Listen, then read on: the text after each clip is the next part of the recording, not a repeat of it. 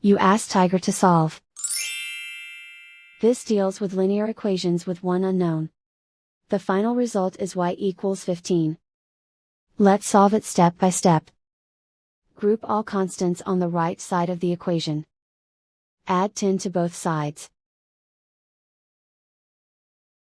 Simplify the arithmetic.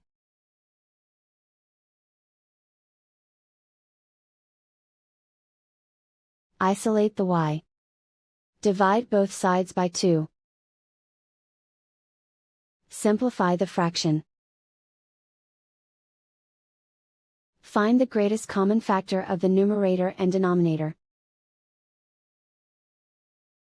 Factor out and cancel the greatest common factor. And so the final result is y equals 15.